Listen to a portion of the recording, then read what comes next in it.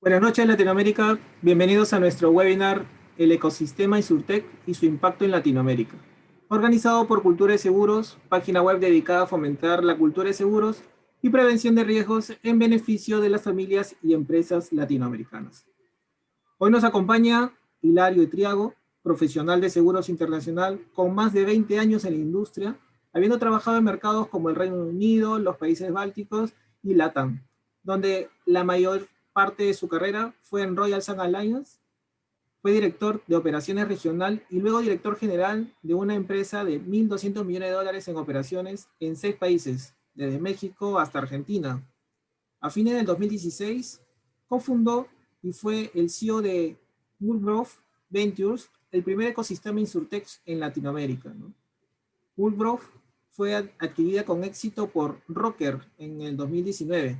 También es inversor, miembro de la Junta y asesor de WeCover, Club and Journey. Tiene la licencia de la Universidad Metropolitana de Venezuela y un certificado avanzado para ejecutivos en gestión, innovación y tecnología del MIT. El formato de nuestra webinar va a consistir de un conversatorio de 60 minutos y cualquier consulta que deseen hacer podrán escribirlo en la opción comentarios para que nuestro invitado nos ayude a resolverla. Bienvenido, Hilario, es un honor tenerte con nosotros. Muchas gracias por aceptar la invitación para desarrollar este tema tan interesante. Y nos gustaría comenzar que nos cuentes un poquito más sobre cómo es este mapa que ustedes han levantado de las Insurtech en Latinoamérica. Un placer, Víctor. Gracias por tu invitación y encantado de estar con ustedes esta noche. Mira, todo esto nació originalmente cuando yo me retiré de Royal National Alliance o RSA, como luego fue conocida. La anécdota es que yo fui al primer InsurTech Connect, esta conferencia que se hace en Las Vegas desde el 2016 con mi socio. Y nos dimos cuenta que la mitad de la audiencia hablaba de InsurTech y de InsurTechs, y la otra mitad de la audiencia no sabía qué era lo que estaban diciendo. Y dijimos, bueno, aquí claramente con esto de InsurTech hay algo interesante, y creemos que vale la pena adentrarnos en ese mundo. Pero cuando nos devolvimos a Miami, que es donde estamos basados, y cuando empezamos a ver en la región, empezamos a pensar, bueno, ¿y dónde están las InsurTechs de Latinoamérica? ¿Cuántas son? ¿Quiénes son? A ver, empezamos conociendo algunas que estaban en ese momento de manera incipiente. Valga la mención, en aquella época ya existía Hello Zoom, que es una InsurTech peruana. En aquella época liderada por Carlos Miguel Vidal, que es buen amigo. Pero habían realmente muy pocas. Entonces decidimos crear un portal muy parecido a este portal norteamericano conocido como Crunchbase. Y dijimos, creemos un portal en el que las InsurTechs puedan ir y registrarse y colocarse en vitrina y mostrar quiénes son, qué hacen, qué quieren hacer, qué necesitan, si buscan capital o no, etcétera, etcétera. Pero una de las cosas que pensamos que iba a tener mayor atractivo era que no lo hiciéramos como aquella época éramos Bullfrog Ventures, que no lo hiciéramos como Bullfrog porque también éramos una compañía nueva. Logramos con éxito y también con mucha suerte que Chubb, la compañía de seguros norteamericana, en su división latinoamericana, pues decidiera acompañarnos en la creación de ese portal, un poco para fomentar el ecosistema. Y bueno, hoy en día ya son más de 130, 150 compañías registradas voluntariamente. Bueno, tenemos varios planes que muy pronto se los anunciaremos, pero efectivamente aprovecho de dar la primicia acá que queremos que sea más que un portal y un directorio, queremos que sea una comunidad online y hacia allá vamos. Muchas gracias, Hilario, por la primicia. Encantado de escucharla. Y me llama la atención el tema de que Chop, un jugador del mercado de seguros internacional muy importante en la región, haya apostado por esta iniciativa, ¿no? Sabiendo que de repente alguna Insurtech por la cual él está apostando también le puede dar servicios a su competidor, ¿no? Sí, bueno, en el fondo la jugada fue y sigue siendo una de colaboración y creación de ecosistema, ¿no? Indistintamente de que dentro del portal y de la comunidad pueda haber algún player que un competidor haya financiado o esté utilizando, lo que sea. Con lo cual, es más un tema de cooperación y competencia que otra cosa, ¿no? Dicho eso, también Chop tiene una estrategia muy clara y en Latinoamérica está siendo muy exitosa, que es lo que llaman Chop Studio, que es más la colocación de sus capacidades InsurTech desde el interior de Chop hacia el mercado, no tanto apoyado por InsurTech. Pero eso no quiere decir que, como te digo, ellos no quieran participar del ecosistema y de la colaboración del ecosistema, ¿no? Es algo admirable, ¿no? Que una empresa apueste por la colaboración Sin duda. antes que por canibalizar el mercado, ¿no? Sin duda. Y ahí hay que reconocer también a sus líderes. ¿Ah? Nosotros ahí trabajamos muy de la mano con Gabriel Lázaro, a quien siempre le hemos agradecido y es un partner tremendo. Rodrigo Valiente. Así que sí, sin duda, bien visionaria la posición y estamos encantados de seguir con ellos, ¿no? Estuve leyendo un poquito el informe del mapa de las insurtechs en Latinoamérica que me compartiste, ¿no? Ujú. Y vi que los países en donde hay más insurtechs que se están creando y desarrollando tienen algo en común, ¿no? Son algunas asociaciones que ayudan a impulsar este tema. ¿Nos podrías comentar un poquito más al respecto? Sin duda. Yo creo que hay varias cosas en común y una de ellas, como tú mencionas, las asociaciones. Yo creo que las asociaciones son un resultado también de cuán maduro y bien impulsado está el movimiento InsurTech en esos países, ¿no? Entonces, por ejemplo, yo te diría, en el caso de Argentina, primero es un país emprendedor por naturaleza. No nos olvidemos que fuera del mundo de los seguros, Argentina es uno de los pioneros con unicornios en el mundo, ¿no? Tanto como que por la época de las .com existiera Patagon.com, que fue una compañía exitosísima, hasta hoy en día obviamente Mercado Libre, ¿no? Entonces, ahí hay una cultura de emprendimiento que hace que se fomente el tema de las insurtechs, lo cual es fenomenal. En el mundo de las insurtechs, en particular en Argentina, existen varios actores que impulsan mucho el tema. Uno de ellos muy relevante y muy querido amigo es Hubert Tan, colega franco-argentino, que impulsa mucho el ecosistema en Argentina y también lo impulsa mucho en Chile, pero obviamente eso hace que entonces a su vez se organice muy bien el tema y eso fomente las asociaciones. Lo mismo te lo puedo contar en México. En México también es un mercado muy grande, hay mucho emprendimiento y lo que dice relación con el mundo del ecosistema de InsurTech, igual tienen actores que impulsan mucho el tema. En lo particular, Oscar González Regoleta es una persona que impulsa mucho el tema allá, Ricardo Rete, y eso ha fomentado que ahora exista ya la Asociación InsurTech de México.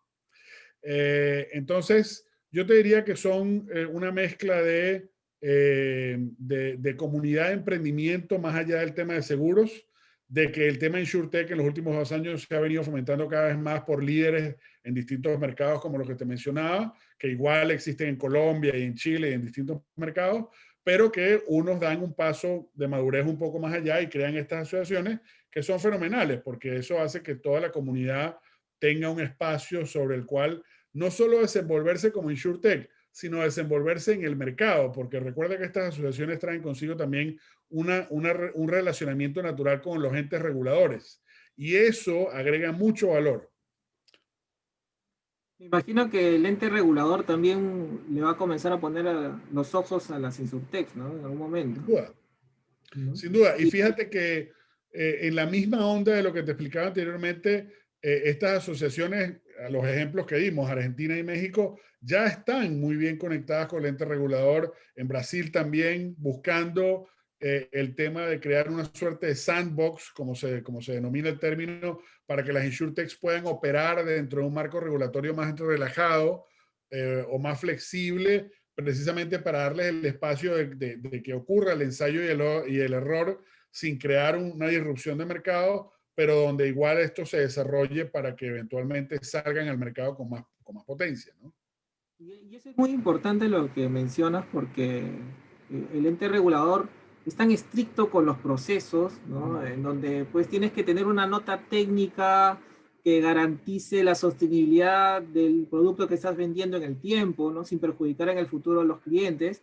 Pero cuando tú entras al mundo de transformación digital y tienes que hacer prueba y error, no calza con los tiempos de la superintendencia y tienes que probar en semanas de repente y Correcto. corregir y otra vez volver a corregir hasta encontrar el producto ideal que cubra el interés asegurable del cliente, ¿no? Entonces, ¿cómo están haciendo en esos países? De repente el ente regulador tiene algún área de transformación digital o de Insurtex que le permita ser flexibles con un riesgo más controlado, ¿no? Más acotado, sin perjudicar a una gran masa de asegurados. Y es exactamente como lo acabas de describir, y eso es a lo que denominamos el sandbox, ¿no? Que es esta caja de arena donde la gente puede desenvolverse y por más que algo explote dentro de la caja de arena, pues no salpica tanto. Eh, Hay un ejemplo claro en México, y sin ser un experto en la parte de la terminología, pero te lo explico de manera alto nivel. El ente regulador de México permite un espacio para que InsurTechs tengan capacidad de venta directa, muy al estilo de una figura que llaman la mutua, donde con capital propio son capaces de vender al mercado con ciertos límites, ¿ok?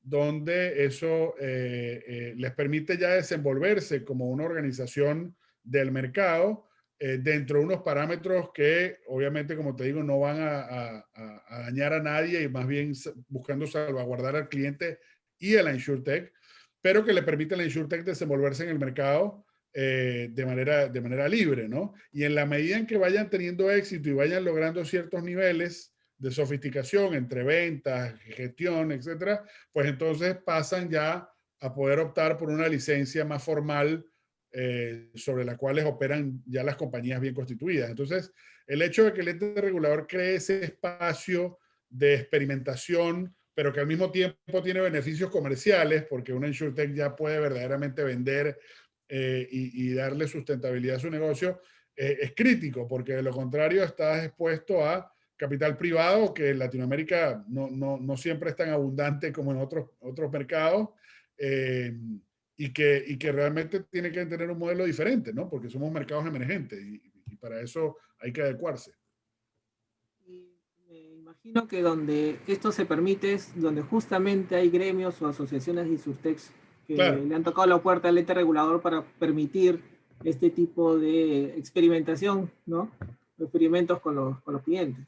la buena noticia es que como todo, los entes reguladores latinoamericanos, al menos en lo que dice relación con servicios financieros, que es lo que nosotros conocemos, también están muy conectados entre ellos. Con lo cual, mucho de lo que se empieza a hacer en un país y se conoce en otro se replica y se hace compartimiento de conocimiento y de copia sana. Entonces, yo diría que hoy en día algo que por ahí está quizás constituido en una Argentina, un México, ya hoy en día está muy bien replicado eh, en Chile al muy poco tiempo, en Colombia y los demás mercados es una cuestión de tiempo, ¿eh? Así que no creo que pase mucho para que ocurra en Perú.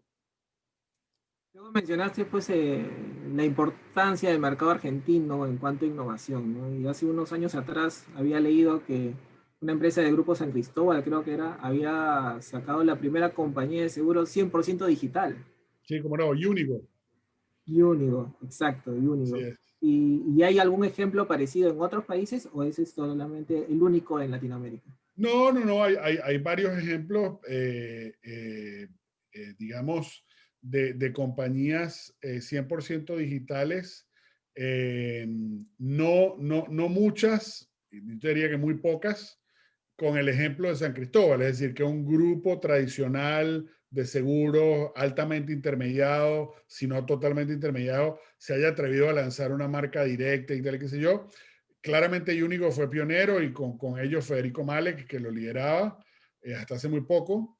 Eh, y otras empresas han empezado a ver el modelo para o hacerlo igual o de manera parecida.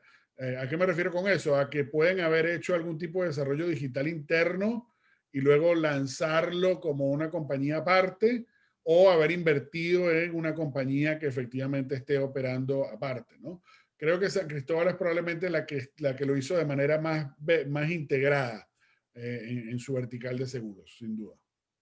Y me imagino que es la única que completa todo el proceso, ¿no? Desde la cotización hasta el momento de verdad, que es la atención de siniestros y posteriormente renovación de pólizas. ¿Logró abarcar todo ese proceso?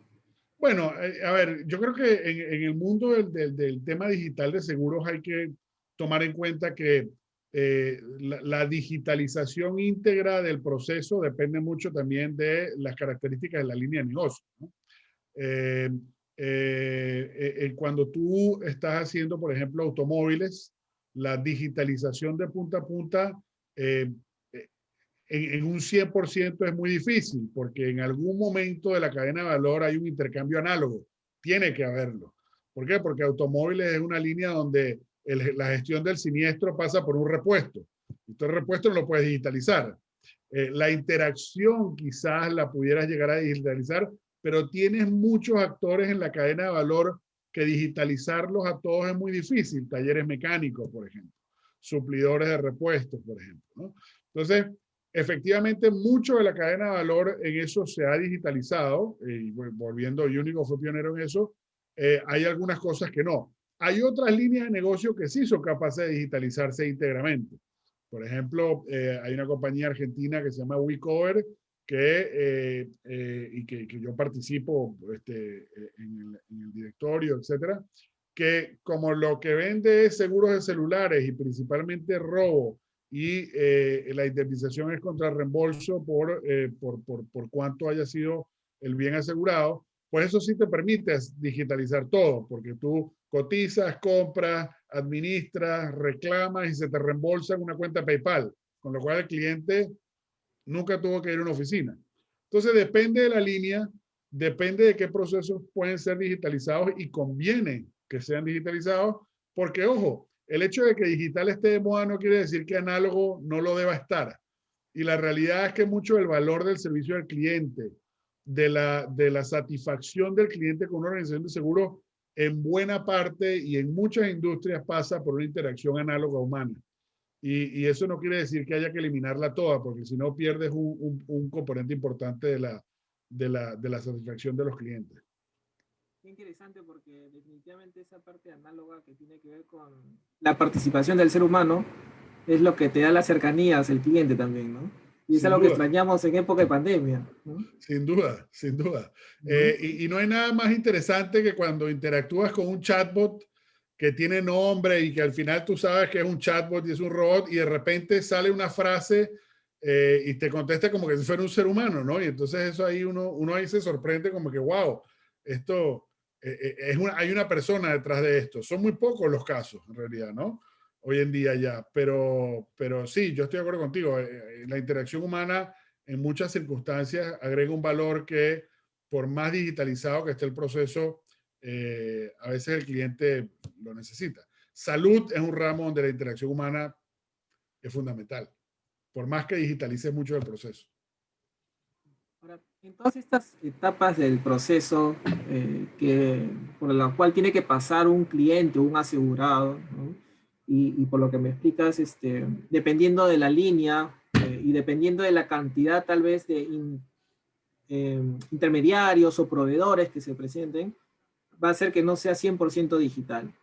Pero existen insurtechs que se han posicionado muy bien de repente en alguna parte del proceso y son referentes por ello, ¿no? Sí, cómo ¿Nos no. podrías compartir de repente algunos referentes que tú hayas identificado, tal vez en el momento de cotización o al momento de siniestros?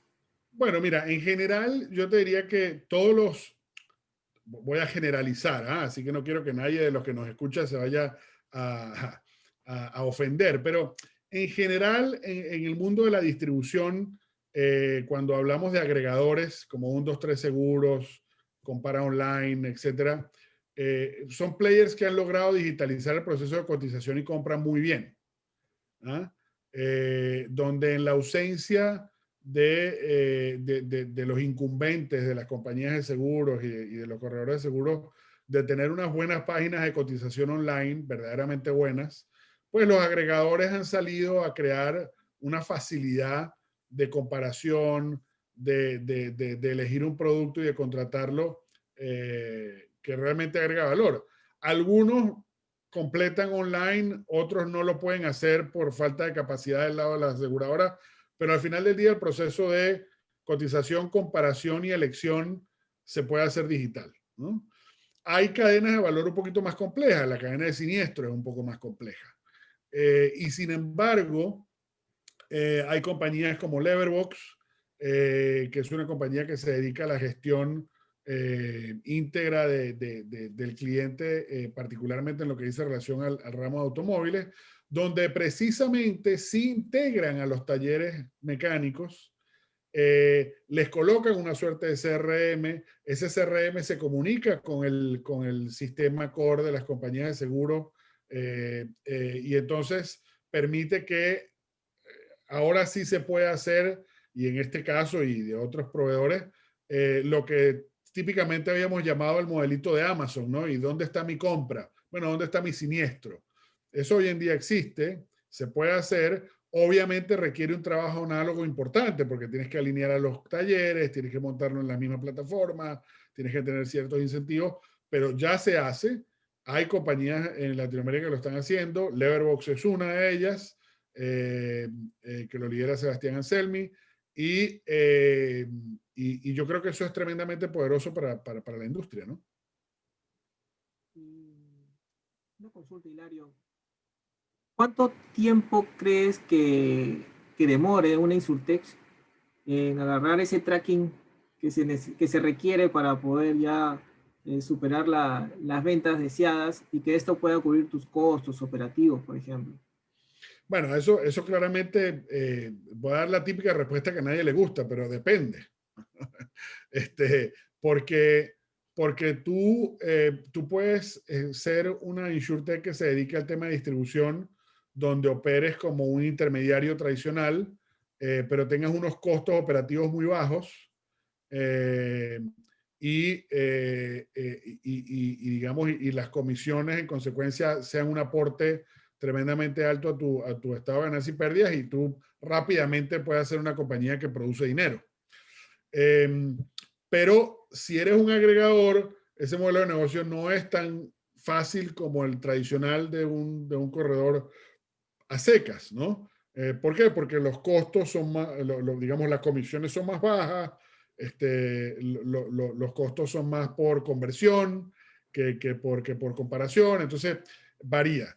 Por otro lado, tienes compañías insurtechs como las que mencionaba anteriormente, que están en la cadena de valor más del servicio, de siniestros, etcétera, donde probablemente y ciertamente su modelo de negocio no es comisión, ni mucho menos, es un modelo de negocio de servicio, pero que si tú logras conectar a dos o tres compañías grandes con un volumen de gestión importante en una cartera, como puede ser autos, hogar, property o lo que sea, pues tú también de alguna manera cubres unos costos muy rápido. La gran ventaja pareja de las insurtechs que tienen éxito, eso es importante, es que son todas compañías que operan bajo una metodología muy lean, muy económica, de muy bajo costo. No es el modelo sobre el cual típicamente las corporaciones hacen innovación, que es con una buena pelota de dinero, bien fondeado, etcétera, etcétera. Las insurtechs típicamente trabajan con las uñas, desarrollan en donde es más económico bueno, y tratan de que sus costos operativos sean lo mínimo posible para que cualquier ingreso sea algo que termine siendo break-even o mejor.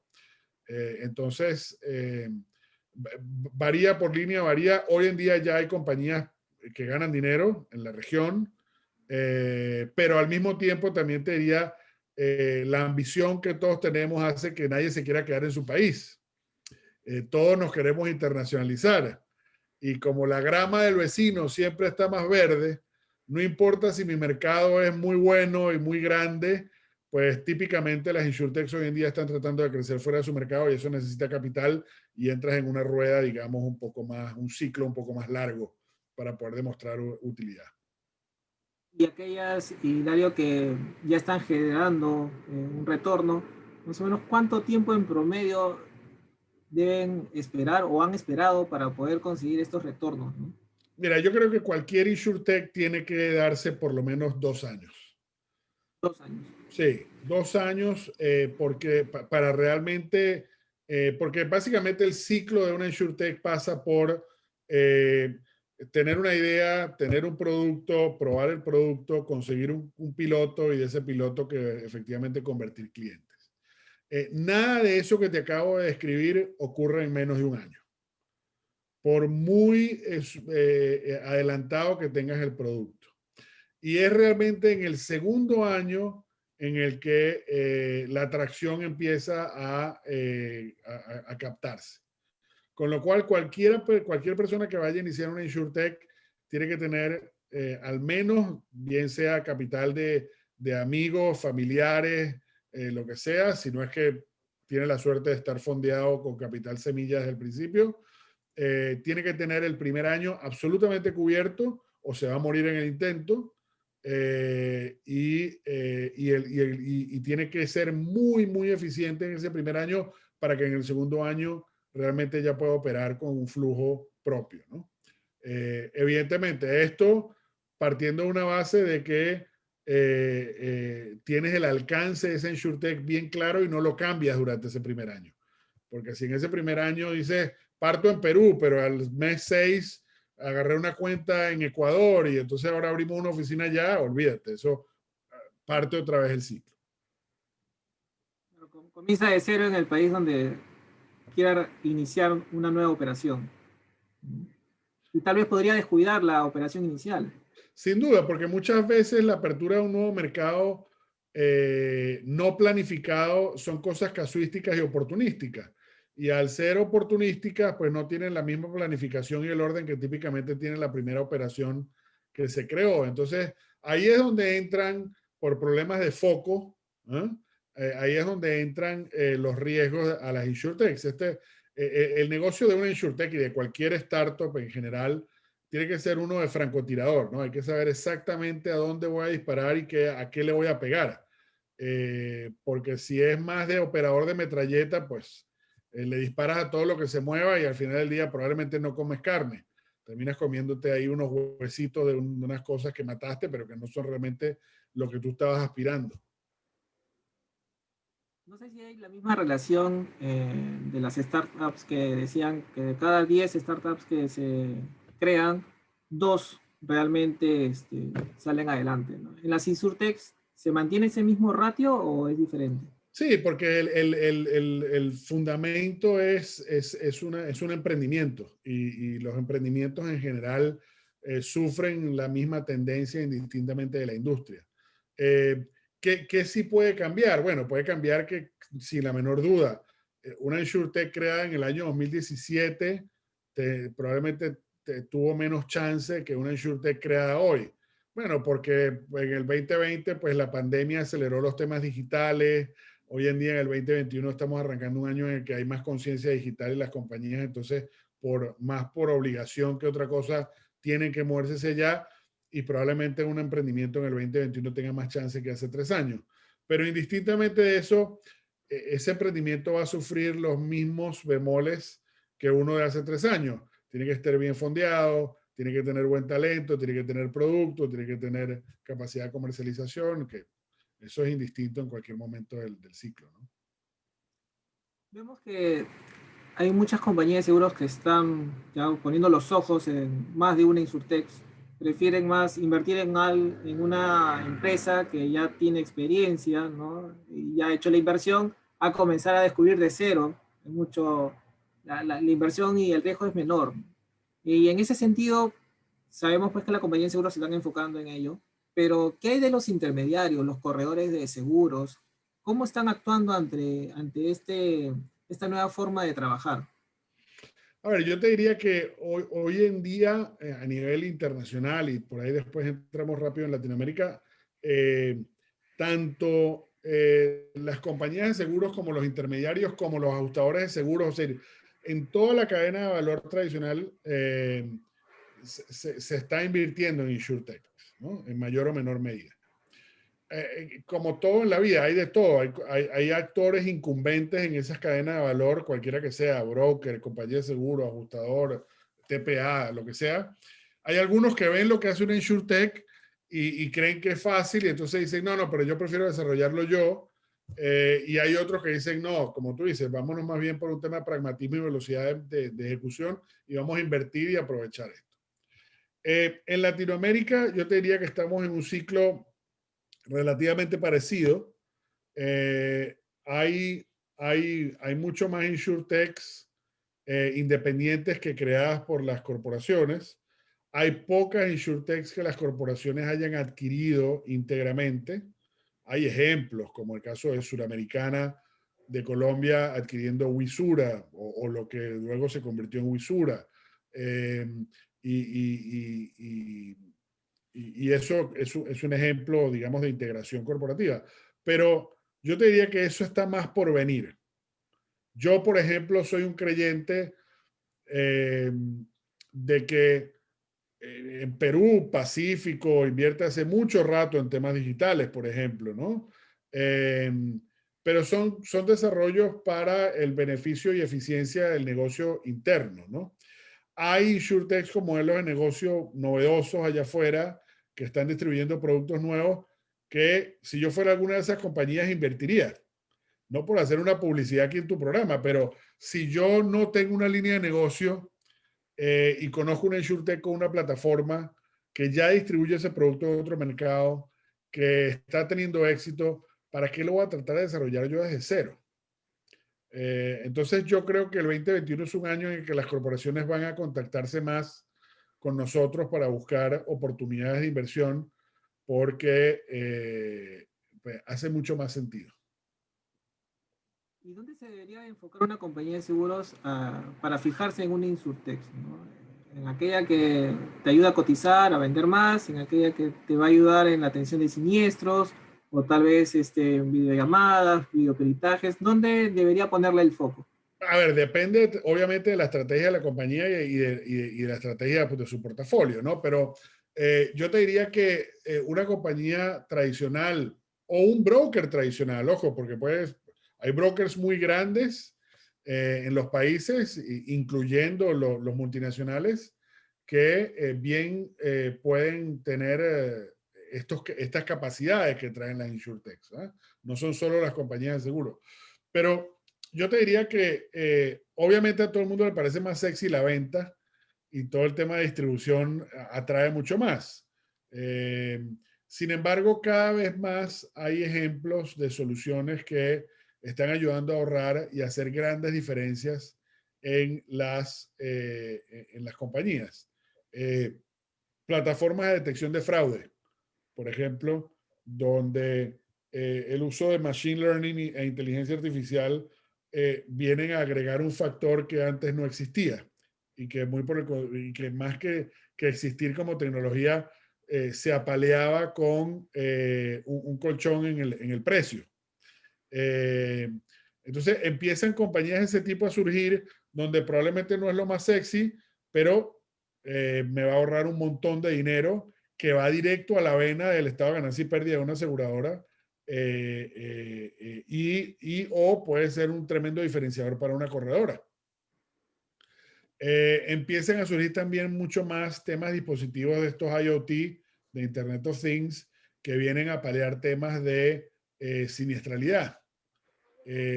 Partiendo del más básico, la telemática en automóvil tiene ese foco, pero yendo a cosas menos comunes, pero que están surgiendo temas de detección de filtraciones de agua, que son un tema importante en la siniestralidad de un portafolio de property de una compañía de seguros. Yo hablaba el otro día con un ejecutivo de una compañía de seguros en Chile que me decía, si después de los terremotos en Chile la gente chequea a ver cómo está la estructura del edificio y todo lo que se ve, pero nadie chequea las tuberías. Y resulta que después de un año empiezan a reventarse todas las tuberías y a haber daños por agua, pero porque nadie fue capaz de revisarlas ni tener mecanismos de detección temprana para ese tipo de cosas. Entonces, yo te diría que pasa por la estrategia de la compañía, donde se va a agregar más valor, y la gran noticia, la buena noticia que tiene InsurTech en toda la cadena de valor.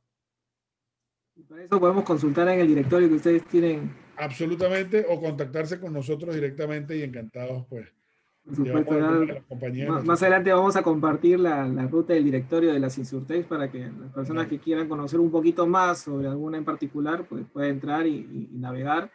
Y la verdad que no había escuchado mucho del tema de la detección de fraude, pero sí sé el impacto que este tiene en la siniestralidad del ramo vehicular. Por ejemplo, en España son 3 puntos porcentuales más de pago de siniestros, que puede ser 600 millones de euros. Si yo traigo ese ratio aquí al Perú, podría decir que son 12 millones de dólares que se pagan en siniestros fraudulentos y que al final todos terminamos pues asumiendo esas pérdidas, como tú dices, Absolutamente. en las primas, ¿no? Y qué interesante saber que eso también se podría manejar a través de las insurtechs, el machine learning que comentas, ¿no? Porque eso Sin duda. ayudaría muchísimo a sincerar mejor el precio de los seguros. Ahora, sabemos, pues hemos hablado un poquito de los comparadores de precio, ¿sí? ¿Y qué tal las insurtechs que están enfocadas en los seguros bajo demanda o los seguros por uso, ¿no? ¿Cómo ves? Me parece que como que tiene un futuro más provisorio que otras insurtechs. Mira, yo te diría que en general, como todas las cosas novedosas, ¿no? Siempre creemos que, digamos, la metodología de una de las nuevas innovaciones típicamente va a reemplazar todo el modelo anterior, ¿no? Ese es como el cuento de que la televisión iba a reemplazar a la radio, internet iba a reemplazar al televisor, y hoy en día estamos todos oyendo radio por internet. Entonces, realmente nada elimina nada, pero sí crea un segmento nuevo, eso sin la menor duda. Claramente la pandemia nos enseñó que el pago por uso de vehículos es un tema importante. Yo te diría que en una situación extrema como la pandemia, pues obviamente que se exacerba el ejemplo, pero cuando volvamos a la normalidad, no tanto va a ser, yo te diría, el pago por uso, sino la combinación del pago por uso por el pago por cómo manejas, por la conducta de manejo. Porque más allá de si yo manejo mucho o poco, la compañía de seguro realmente desde el punto de vista de data, lo que quiere saber es quién maneja cómo, más allá de cuánto maneja y cuándo. Porque eso sí va a permitir que los modelos de tarificación, de pricing, etcétera, sean verdaderamente más sofisticados, y no vamos a decir que quizás en tiempo real, pero sí muy cercano. Y eso sí va a hacer una diferencia importante en la conducta de manejo de las personas. Ahora, pago por uso en otros temas tiene todo el sentido del mundo, porque hay una cantidad de cosas que hoy en día están amparadas por coberturas macro. Por ejemplo, la póliza de hogar de todos nosotros. Bueno, ahí tenemos contenido, y allá dentro de ese contenido vaya usted a listar lo que le dé la gana. Y sobre eso, pues pagamos un precio monumental, o no aseguramos nada, ¿no?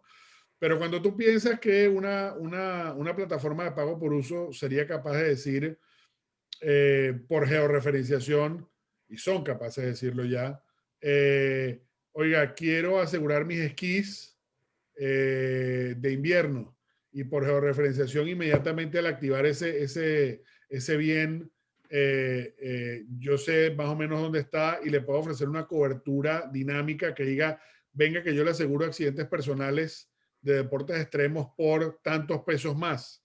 Eh, eso, eso ya hace que la dinámica de la oferta cambie completamente.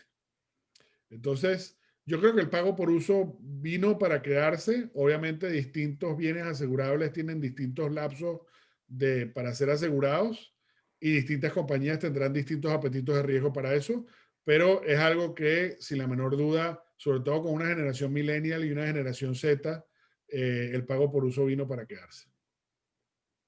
Sí, como que ya es el presente y futuro, ¿no? De las insurtechs y sobre la nueva manera de cómo vender seguros, sobre todo porque el interés asegurable ya está cambiando, ¿no? Está más aterrizado a lo que realmente esto utilizo, ¿no? Así es, así es. Y ojo, Sí, eso va a impactar en personal lines y en líneas comerciales también.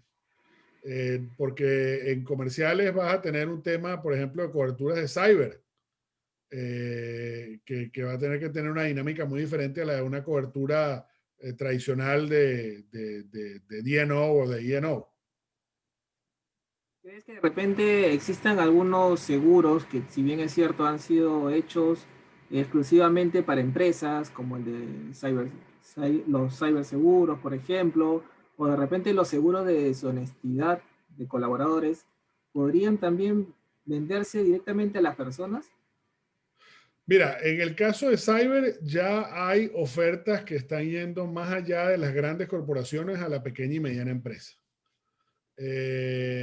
Eso no porque la póliza de Cyber se haya necesariamente simplificado en sí misma, sino porque la póliza de Cyber se tiene que simplificar hasta el nivel, y va a tener que llegar hasta el nivel de una persona individual, porque es que la exposición de Cyber no conoce de tamaño de empresa y no conoce de individuo.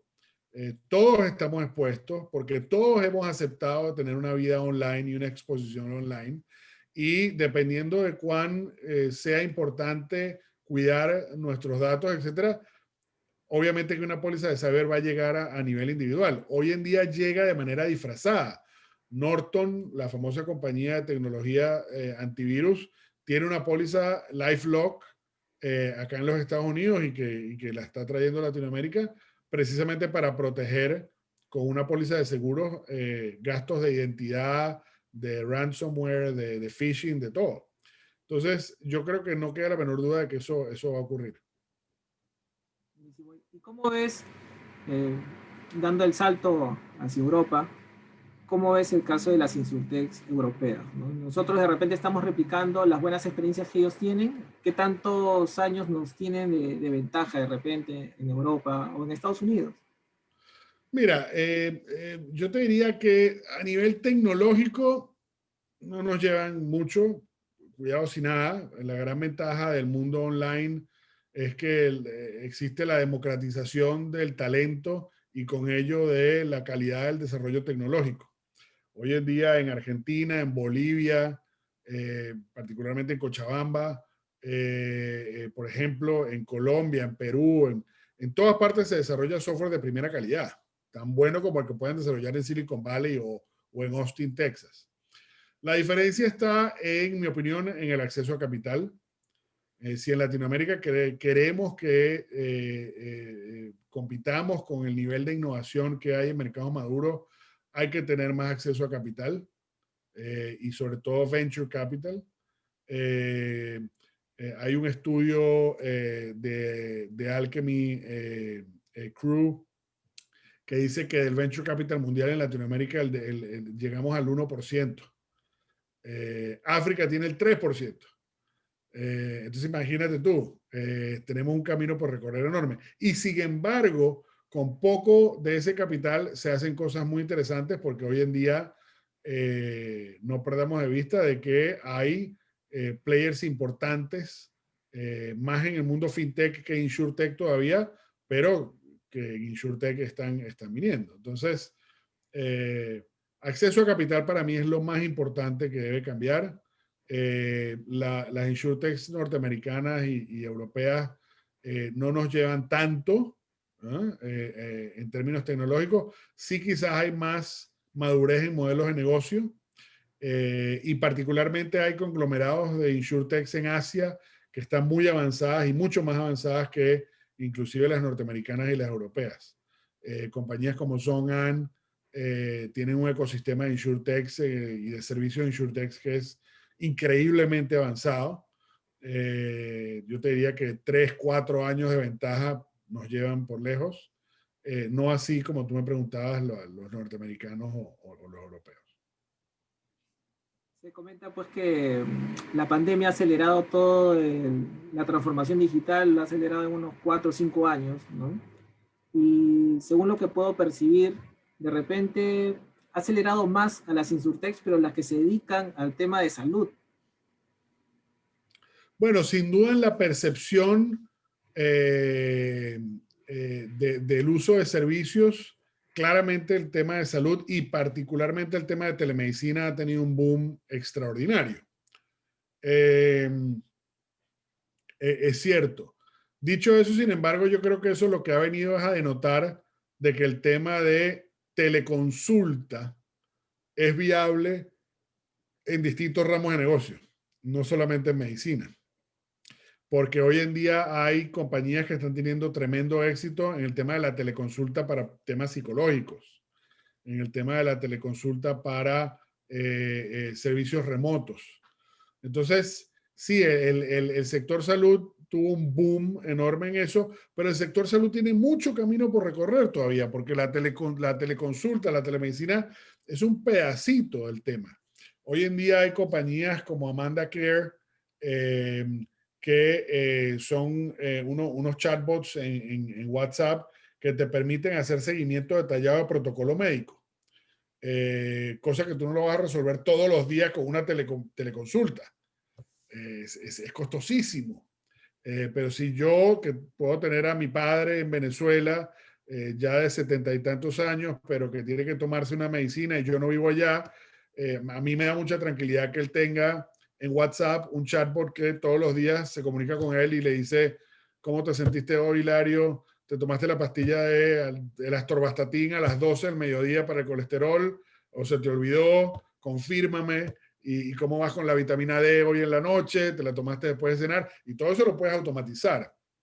Y como eso hay cantidad de otros servicios que pueden ser automatizados y que están llevándose hacia adelante. En México hay una empresa que se llama We Company, que tiene una plataforma que automatiza muy buena toda la interacción entre farmacias, oficinas de médicos, hospitales, clínicas, etcétera, que de alguna manera hace que esa digitalización para el cliente sea fabulosa, porque el récipe médico ahora está en tu teléfono, la certificación de que te dieron la medicina correcta es un código QR, etcétera, etcétera. Pero eso no está ampliamente llevado al mercado y hay camino por recorrer ahí sin duda. Qué interesante lo que comentas y al resaltar que es teleconsulta lo que hacemos hoy en día, porque la telemedicina pues es algo mucho más amplio, nació para poder operar a distancia y en lugares donde no podía llegar un médico, ¿no? Y que sea asistido por alguien que sí está en esa zona, ¿no? Ahí Y tocas justo, un tema importantísimo, si me permites 30 segundos, y es eh, lo más importante del ejemplo de la telemedicina y la teleconsulta, etcétera, y que en general hay que extrapolarlo a todo este mundo de la digitalización de los seguros y las insurtechs, es que no perdamos de vista de que tenemos que estar absolutamente convencidos ahora más que nunca de que el seguro tiene que cumplir con un bien social. La base desatendida en Latinoamérica de gente que no cuenta con un seguro de ningún tipo es inmensa. Y hoy en día tenemos la capacidad por cuenta de la digitalización de poder llegar con algún tipo de producto a cualquier clase social en cualquier rincón del país en el que nos encontremos. Y si nosotros, como parte de esa comunidad de seguro, no somos capaces de impulsar ese beneficio, realmente en 10 años vamos a darnos la vuelta y esto va a ser como el boom.com del año 2000, que fue un boom, pero que de repente desapareció y realmente no le cambió la vida a nadie. Cosa que sí ha hecho el boom digital, digamos, del teléfono celular inteligente, que sí le ha cambiado la vida a mucha gente. incluso acompañando tu comentario, yo creo que hoy en día todo este tema de la parte digital o las insurtechs van a ayudar muchísimo más al desarrollo y la comercialización de los microseguros, ¿no? Algo que está muy, que creo que nació en África y después lo han traído aquí a Latinoamérica y tiene años también, aquí en el país también. Falta mucho por desarrollar, pero creo que la tecnología con la cual contamos ahora nos va a ayudar a poder vender de una manera más dinámica, fácil, el tema de los microseguros. Y ahí creo que sí podríamos tal vez completar todo el proceso de experiencia, como el caso que mencionaste, que es por reembolso, ¿no? Y algo muy acotado, una cobertura básicamente que sea fácil de entender y no hablarle muy complicado al cliente con esta famosa frase de todo riesgo, o la palabra todo riesgo que te genera mucha expectativa, pero sí algo muy acotado ayudaría muchísimo acompañado de la tecnología. Sin la menor duda. Y lo que tenemos es que mantenernos honestos entre todos de que realmente sí estamos buscando llegar con productos simples, sencillos, fáciles de distribuir a todo el nivel social y a todos los rincones de nuestros países, porque es una responsabilidad y una oportunidad que no podemos dejar pasar. Sí, la universalización del seguro pues es importantísimo en Latinoamérica, poder llegar a todos. Y tal vez hay comunidades a las cuales no puedas llegar para venderle el uno a uno, pero sí podrías venderlo a través del Estado, Total, municipalidades, gobiernos regionales, ¿no? Ahí sí absolutamente. podrías, Asociaciones no gubernamentales, los mismos entes religiosos. Hay agrupaciones de distinta índole que pueden ayudar mucho en eso y que se pueden beneficiar también mucho de eso. No perdamos de vista que es un negocio al final del día y genera beneficio social, comercial, etcétera. yo a veces digo que las compañías de seguros son unas grandes administradores de la solidaridad, ¿no? Es más, el seguro nace de esa manera, ¿no? Sin duda. Comunidades que se ayudan entre ellos para poder solventar el perjuicio de unos pocos, ¿no? Después ya Así es. fue legalizado todo el tema, pero nace así. Y por lo que estuve leyendo hace un tiempo atrás, creo que en Colombia hay grupos de ciclistas que entre ellos están colaborando para poder solventar algunos accidentes que puedan tener mientras manejan bicicleta, ¿no? Pero están escapando al radar de las compañías de seguros porque ellos mismos están formando sus propias comunidades, ¿no? Así es, y también lo están haciendo las compañías. Suramericana lo hace con Wisura, ese peer-to-peer asegurado, ellos lo hacen también y lo hacen muy bien. Y bueno, y fíjate que Suramericana es una de esas compañías que tiene un componente de responsabilidad social y sustentabilidad que es importante replicar en otras organizaciones y en otros países. Y obviamente que ya ocurre en otras organizaciones de otros países, pero a modo de referente Suramericana lo hace muy bien. Sí, buenísimo, buenísimo. ¿Cómo ves el desarrollo en Centroamérica de las Insurtechs? Mira, Centroamérica tiene algunas insurtechs, algunas, digamos, propias de Centroamérica y otras que están buscando entrar en Centroamérica. En el caso particular de Centroamérica hay un ejemplo muy bueno de una fintech realmente eh, que está buscando penetrar el sector centroamericano, particularmente el sector femenino además, como cabeza de familia administradora de las finanzas de la familia, ¿no? Y cuando tú piensas en eso, piensas en un mundo de posibilidades realmente, ¿no? Porque en realidad ese es un canal que tiene mucha conciencia familiar, gestión financiera por un tema de la familia en sí mismo, de los hijos, y que es un mercado tan atractivo como el de cualquier otro mercado maduro, pero en Centroamérica. Entonces yo te diría que Centroamérica va a jugar un rol muy importante porque va a ser un nicho para probar temas fintech e insurtech, microseguros, lo mencionaste tú hace poco, y que en otros mercados más grandes probablemente por la madurez que ya existe no se vayan a probar. Entonces yo creo que tiene una oportunidad enorme de crecimiento. ¿Cómo ves el seguro para mascotas a través de Insurtech? Bueno, hay ya, fíjate que lo interesante de ese tipo de seguros, que vuelve al punto que hablábamos antes de el seguro del celular o de la bicicleta o del monopatín, el dron, etcétera, es que al final del día es un seguro que está surgiendo y tomando más relevancia, no porque las mascotas estén más de moda, sino porque la mascota ahora es parte más integral de la sociedad, porque los millennials así lo han hecho. Así como el millennial tiende a no querer un auto, pero sí querer otro tipo de activos como un celular de 600 a $1,000 y un laptop de 2,000 a $3,000 y así sucesivamente. Pues bueno, las mascotas están pasando a ser parte del hábito de esa nueva generación y en consecuencia la oportunidad de distribuir seguros de mascotas. Ahora, el seguro de mascotas tiene una posibilidad de sofisticación enorme porque el seguro de mascota con el que yo crecí, o no crecí, pero pero pues era de mi época de juventud, era un seguro de, digamos, el seguro de los gastos veterinarios. Hoy en día tú tienes coberturas para mascotas de gastos veterinarios, de temas ¿cómo se llama? De cuidado personal, vamos a decirlo así, como cobertura de sistemas de traqueo de las mascotas, tracking para saber su geolocalización en caso de que se pierdan.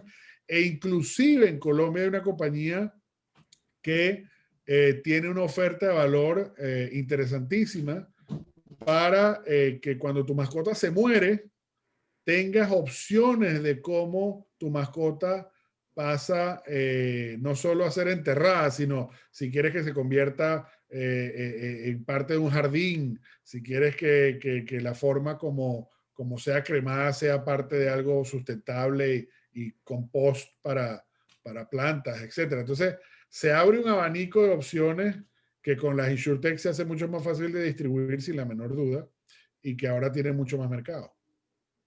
Interesante. Y ya estamos entrando a la parte final. Eh, ¿qué consejo le podrías dar o qué recomendación le podrías dar a un corredor de seguros que quiere poner los ojos en una Insurtech? Tú dices como asociándose a una o creando Como una o... asociándose principalmente. Mira, lo primero que yo te diría a un intermediario de seguros es que todo el mundo habla de InsurTech y todo el mundo dice las InsurTech se van a comer al mundo y además todo el mundo dice que es InsurTech además, ¿no? Pero más allá del término y si lo usamos mucho o mal, yo creo que la intermediación de seguros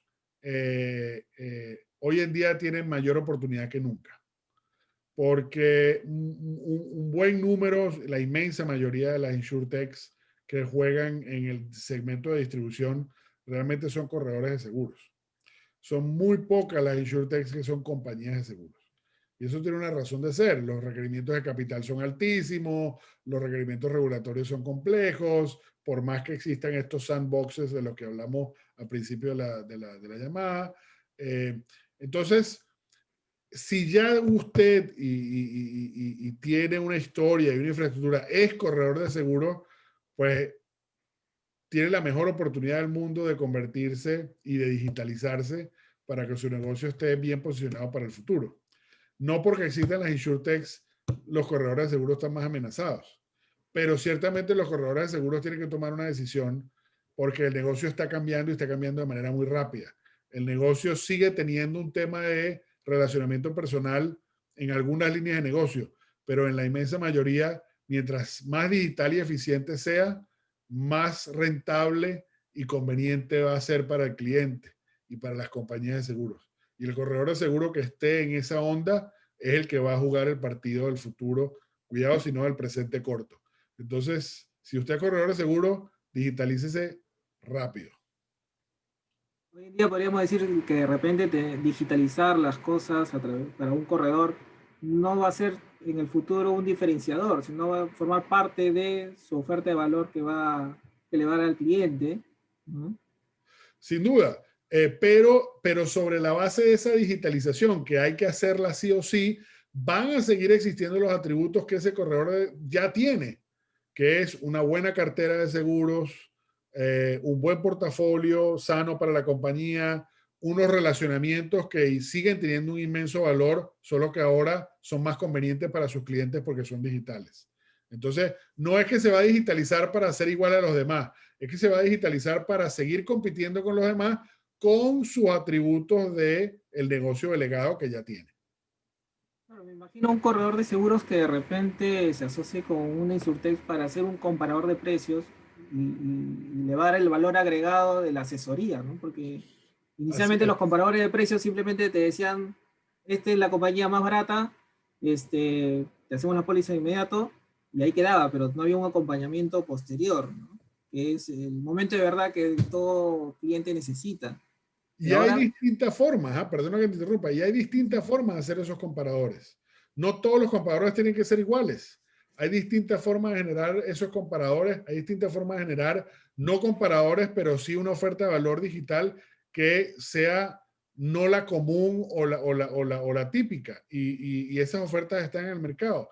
Y si en su mercado no están, contáctenme por LinkedIn. Yo los guío a donde deban ir, pero para eso estamos en el ecosistema, para que todos empujemos el barco en el mismo sentido, porque la industria es demasiado grande y demasiado potente como para dejar que se muera o que se queden detrás un grupo de gente que tiene un tremendo valor agregado y por agregar. Sí, la vez pasada estaba navegando en una Insurtech y me di con la sorpresa que había una opción en la cual te preguntaban por cómo eras, qué tan adverso al riesgo eras, qué cosas tenías, ¿no? Y en función de lo que ibas respondiendo, te decían, mira, tenemos todo este abanico de seguros que se adecúan a tus necesidades, ¿no? Y en base a ello ya pues le cotizaban a la persona, prevaleciendo el interés asegurable, ¿no? Un principio básico en seguros. Y es interesante porque le están dando lo que realmente necesita el cliente, y posteriormente pues lo están asesorando y lo van a acompañar en el tiempo porque es un corredor de seguro, ¿no? Un intermediario que domina muy bien el tema. Y qué bueno saber que están en esa onda. Y lo otro, y que me parece también más importante, es toda esa información que el corredor va a captar al momento de hacer las cotizaciones, va a poder tener una gran base de datos con la cual podría co-crear con la compañía de seguros un producto para esos clientes, para ese nicho que el corredor está descubriendo, ¿no? Sin duda. Y fíjate que ahí tocas un tema interesantísimo y es donde en el pasado el corredor de seguros se hacía con la información de su cliente y la resguardaba enorme, y todavía ocurre, la resguarda enormemente de cara a la compañía de seguro, pero sin tenerle ninguna explotación alguna. Era sencillamente controlar la data para mantener control, ¿eh? Valga la redundancia. La realidad hoy en día es que el corredor de seguros tiene la oportunidad enorme de usar tecnología para ahora explotar esa data, conseguir nuevas oportunidades de negocio de cross-sell y de upsell y hacer una inmensa mayor cantidad de dinero con su portafolio, con su propio portafolio. Y sobre todo, ¿por qué? Porque yendo a tu otro ejemplo, en la personalización está la oportunidad. Tú hiciste el ejemplo de que le preguntaban a unas personas sobre sus hábitos, etcétera. Yo te pongo el ejemplo por el otro lado. Hay una InsurTech en México que se llama Club, que la lidera Omar López, que de hecho es el presidente de la Asociación de InsurTech de México.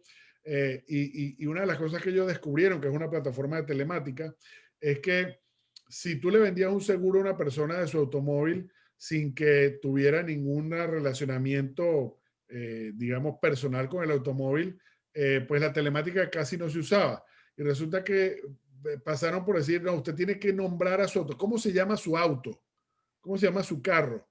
¿Cómo lo llama? La tica, el negro, qué sé yo, cualquiera. Póngale un apodo a su auto como un campo obligatorio, ojo, al tema, y resulta que el uso de telemática subió brutalmente, porque hay un nexo, creaste un nexo con el bien asegurable, y eso es muy potente.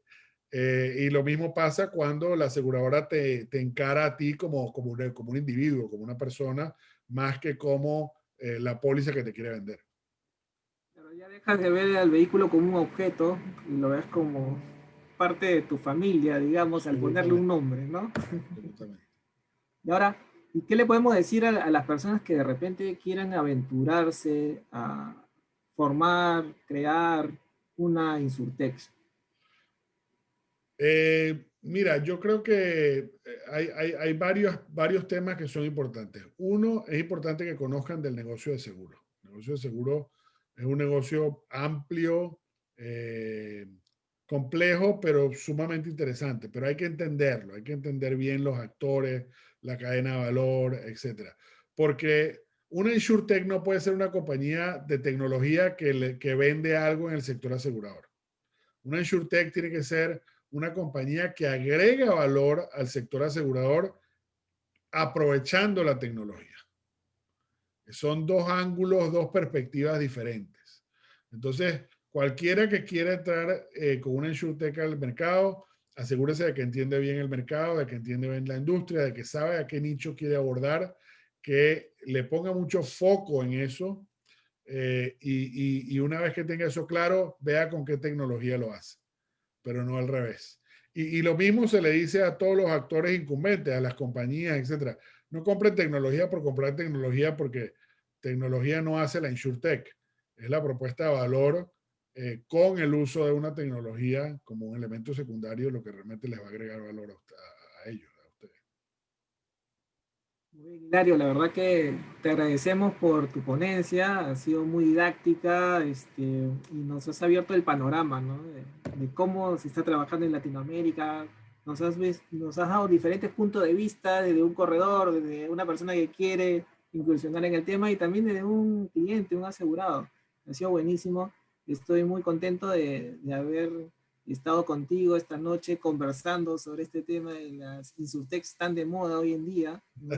Gracias por tu tiempo y también porque hemos tenido conversaciones previas para poder llegar al día de Claro. hoy, ¿no? Por toda esta disposición que has tenido con mi persona y con todas las personas que nos están siguiendo. Muchísimas gracias, Hilario. No, Víctor, encantado. Gracias a ti. Un buen saludo a todos los que nos escucharon y un placer estar con ustedes. Ha sido con nosotros, ha estado Hilario en Cultura de Seguros. Les agradecemos a todos los que se conectaron el día de hoy y pueden ver la repetición en nuestro canal en YouTube, lo cual lo debemos estar colgando el día de mañana. Así que estén atentos a nuestras redes sociales, LinkedIn, Facebook, Twitter, para poder estar al tanto de las siguientes ponencias o conversatorios que vamos a tener en el futuro. Muchísimas gracias. Gracias a todos. Tengan buenas noches. Gracias. Chao. Gracias.